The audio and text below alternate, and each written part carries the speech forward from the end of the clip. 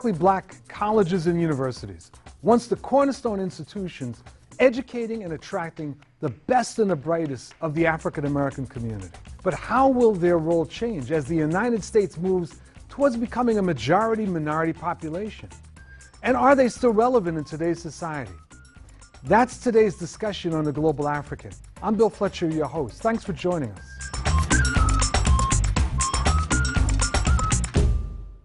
Black colleges and universities were officially established after the American Civil War, a time where racial discrimination ran rampant, not only in the education system, but in everyday life. Blacks were largely summarily denied admittance into colleges, where their Euro-American peers went on to American white-collar glory. Established before the Higher Education Act of 1965 was passed, HBCUs, as they were known, also known as Part B institutions, were defined as, quote, institutions established prior to 1964 whose principal mission was and is the education of Black Americans, unquote. But there were more than that to Black folks. They were safe havens, the sites of sit-ins and revolutions, great debates, and history-making. They were the breeding ground for cultural change makers like Martin Luther King Jr., W.E.B. Du Bois, Ralph Ellison, Langston Hughes, and Hal Jackson, just to name a few. Today's HBCUs are largely underfunded, face low enrollment, dwindling endowments, and low matriculation. Although the 104 HBCUs in existence today continue to turn out educated young Black men and women, the question has been brought up over and over again. Are these institutions still relevant? If not, why? Some argue that as the United States population continues to brown, the role of HBCUs could once again be pivotal in educating the American society.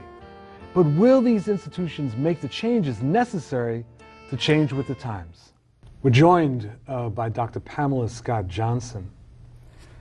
Dr. Scott Johnson is the acting dean of the College of Liberal Arts and the former chairperson and an associate professor in the Department of Psychology at Morgan State University in Baltimore, Maryland. Welcome to the program. Thank you. So I understand that you recently took a trip to Cuba, and I'm curious, what's the connection between that sort of trip and the work you do in an HBCU? So that's an interesting question. The trip was called Abstract and Artist. It was a trip that was put together by Ben Jones, who's a renowned artist out of New York.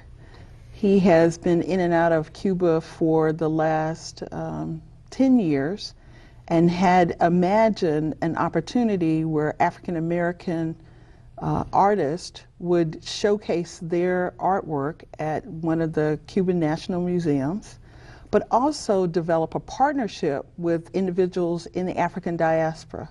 So this was really a reflection of Afro-Cuban, African-American art and expression in a way that allowed us to see our partnerships or our way of being from a cultural standpoint. So let's shift to looking at the HBCUs as a whole. I mean, Sure. There's this feel that we're at something of a turning point or crossroads among HBCUs. There are a number that are in crisis. They've been called into question by some. How do you look at the current situation? How would you sum it up in terms of the situation of HBCUs at this moment? So I'd actually sum it up by looking more broadly at higher education. So historically, Black colleges and institutions are a collective of institutions that were developed because of the need and because of their granting status, their federal status. And so they are recognized as a cluster of institutions. But when you look at the entire landscape of higher education, the cost of education, the quality of the educational landscape, we have to look at HBCUs in the context of the economy that we live in and people's general perspective.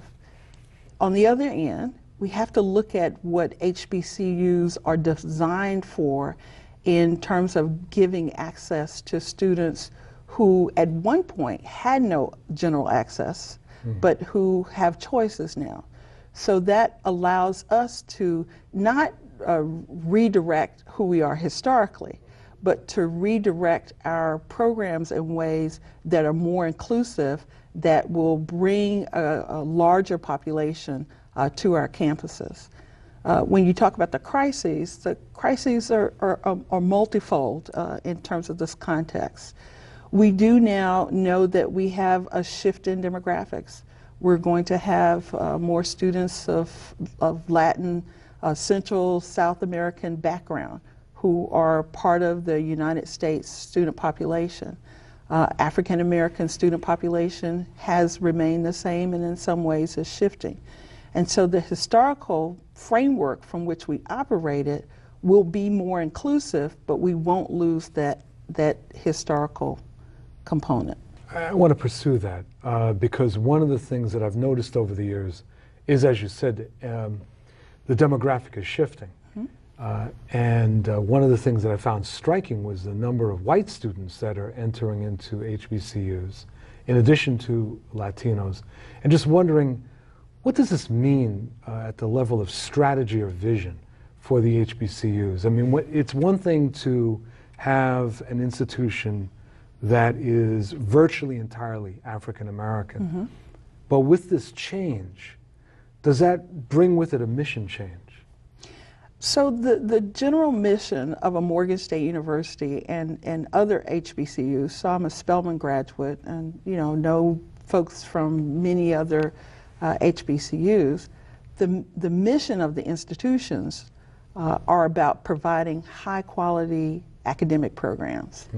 The focus is on the target population.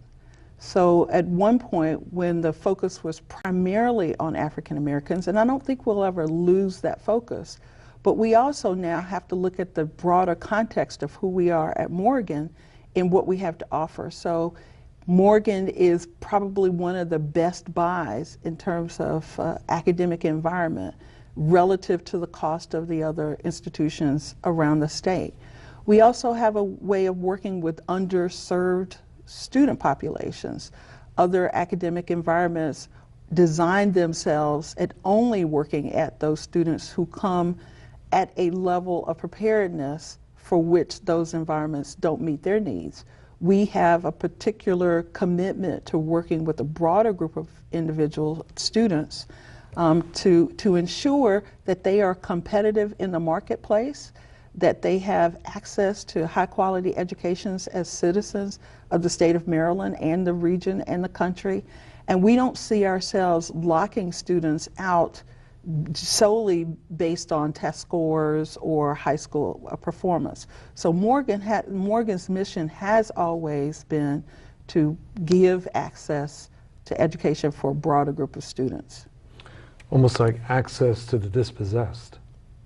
That could be a way of looking at it. And so when we have conversations as faculty and as administrators, we have to look at the fact that we are going to have a broader group of students. White students have always attended Morgan State University as other HBCUs, but when you're looking at the cost of education and you're looking at the fact that, as a state institution, we can't discriminate, we have to look at what are the core values. And so on one hand, you look at a core value like integrity and excellence and achievement, but then on the other hand, you look at, so what makes Morgan State University and any other HBCU important and necessary?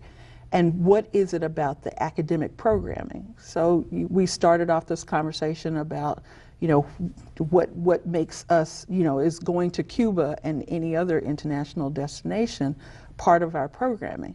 So we have always been the place where the lives, cultural expressions of Black and brown peoples and people of the diaspora we have wanted to ensure that we exist.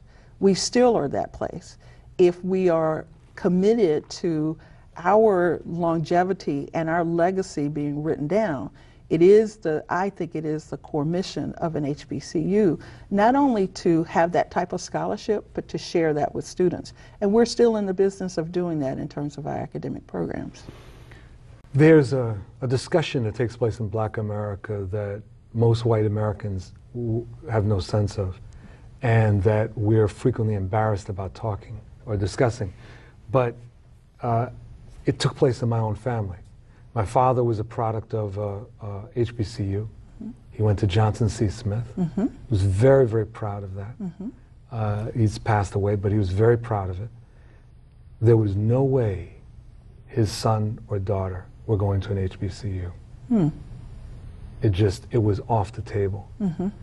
And I'm wondering, how do we have that discussion? Mm-hmm. What's the argument now? Because for my father, I mean, there was this paradox. He was very proud of Johnson C. Smith. He continued to give money to it, mm-hmm. Identified with it, knew that it changed his life in very fundamental ways. Mm-hmm. But that was in the 40s. Mm-hmm. And that by the time that me and my sister were going to school, he looked at that as a non-starter. What do you say? What would you have said to my father? I would say to your father what I say to parents who have that same discussion with me, both as they bring their children to Morgan State for our open houses or people that I know. It really depends on the individual. And again, HBCUs as a category is just that, a category. We still have to ensure that we have met all of the guidelines of our accrediting bodies. And so one of the things you talked about in terms of the crisis is really centered around some institutions not meeting the guidelines of their accrediting bodies. But Morgan is strong, and there are some other HBCUs in terms of categories that are strong, and the ways that people ask us those questions are the same ways that they need to investigate and engage as their children are looking at educational experiences outside of this group of institutions. Dr. Scott Johnson, thank you very, very much. There's a number of questions that I actually would like to pursue and that this discussion has raised in my mind about the role, because it definitely feels as if this is a transformational moment that the HBCUs have entered, and actually potentially a very exciting one. It really is exciting. I mean, we are looking for what will allow us to thrive 100 years. I didn't say survive, but mm-hmm. thrive hundreds of years from now. Are a group of progressive leaders who have vision of not only about what's happening in higher education, but how we maintain a traditional framework that doesn't choke us, but give us life and give people a sense of pride. Thank you very, very much. Thank you. And thank you for joining us for this segment of The Global African. We'll be back in a moment.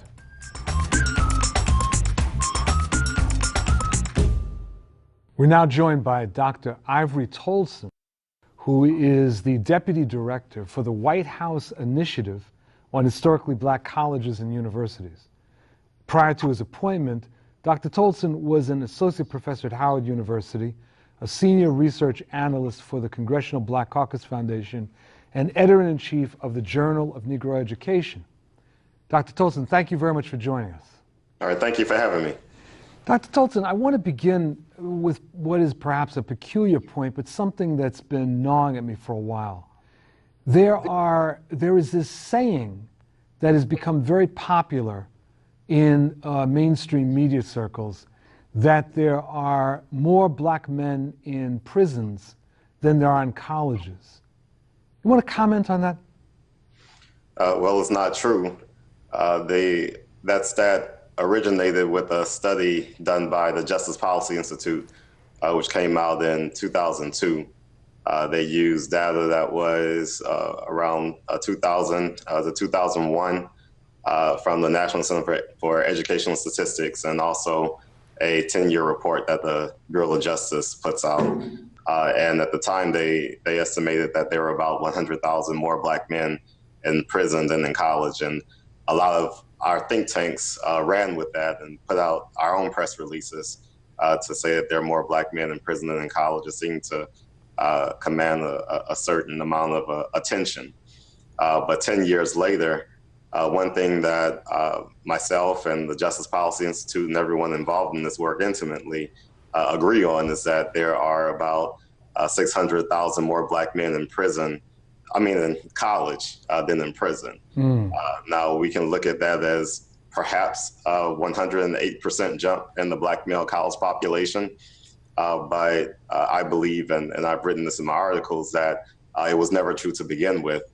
Because when I look at the colleges that reported to the National Center for Educational Statistics when they originally did the report, and the ones that report now in the most recent iteration of that data, there are historically Black colleges missing from that data. There's big state universities missing from that data. There's Temple University missing from that data, and I was at Temple University at the time when they wrote the report. So when you say there's more Black men in prison than in college, you're not including me because my university didn't report that year. I'm not sure why they were such a underreporting at the time. It probably has a lot to do with the technological gains that we've had over the last 10 years. But one thing that anyone who understands the data knows right now, including the ones who originally authored the report, is that there are many more Black men in college today than prison. Let's segue from that into a little bit more about the HBCUs themselves. It would be helpful for our listeners and viewers if you gave some background on the development of the HBCUs, and I'm particularly interested in us getting to ultimately how you look at this moment in time for the HBCUs. Yeah, and I'd be glad to. Most of our HBCUs have been with us for at least 100 years.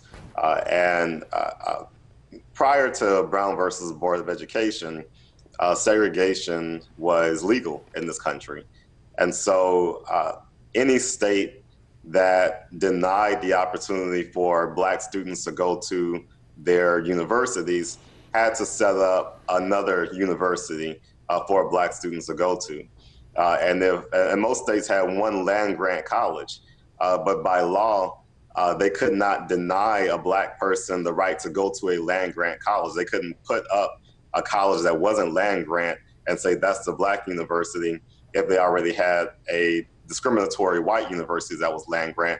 That's why many of our HBCUs today are considered the second land-grant colleges and universities of their state.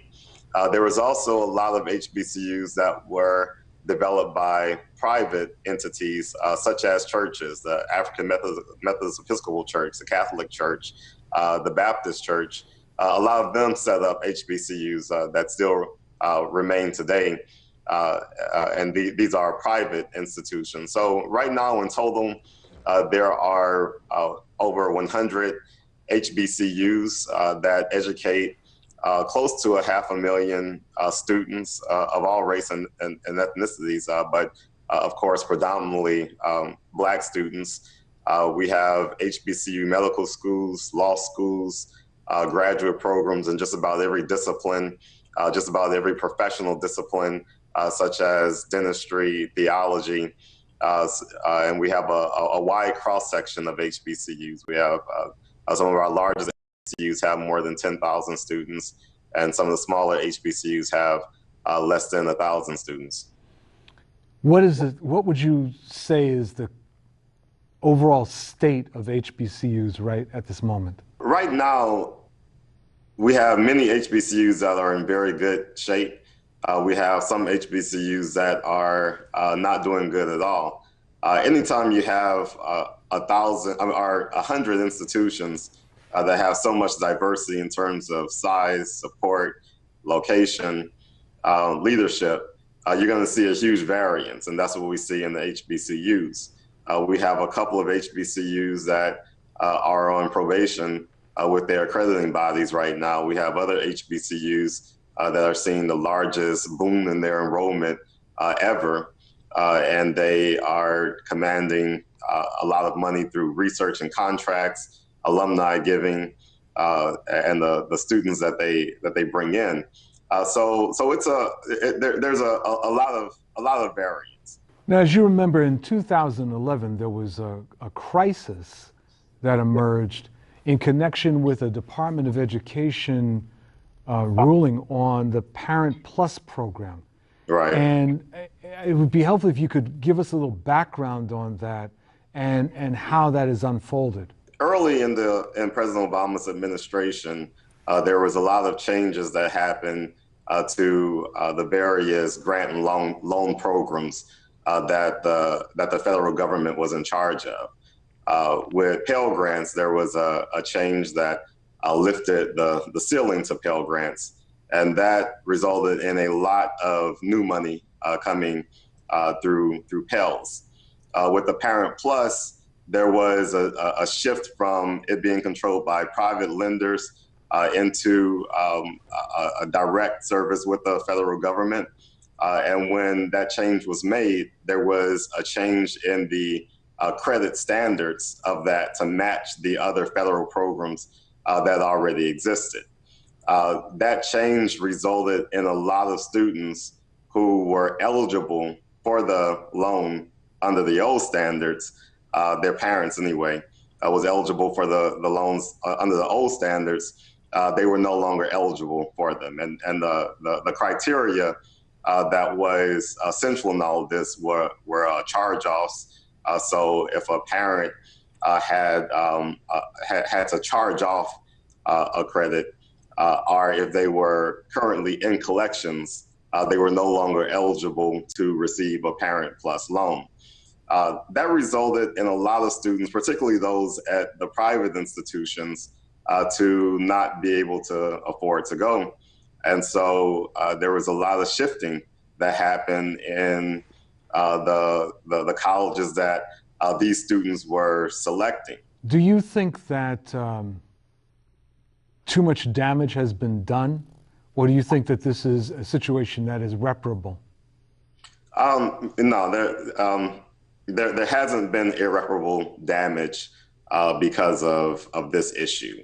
One thing that we have to keep in mind is that in 2008, when we had when we increased the ceiling for Pell, and we got these loan programs from private industries into the federal government, there was a great rise in the amount of federal aid that was being given across the board.